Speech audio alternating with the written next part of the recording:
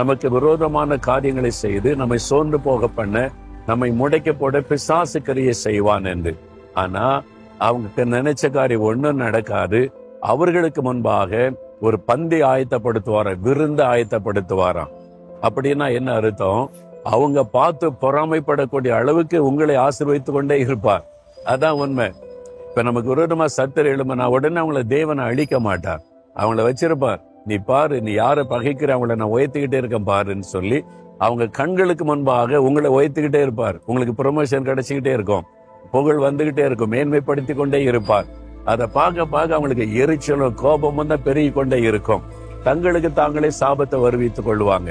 அதனால தான் ஆண்டவருடைய வசனம் சொல்லுது, உன் சத்துருக்களுக்கு முன்பாய் ஒரு பந்தியை நான் ஆயத்தப்படுத்துறேன், ஒரு விருந்து ஆயத்தப்படுத்துறேன், நீ சந்தோஷமா இருப்ப. அதை பார்க்க பார்க்க அவனுக்கு இன்னும் எரிச்சலும் பொறாமையும் தான் உண்டாகி தனக்கு தானே அழிவை உண்டாக்கி கொள்ளுவான்.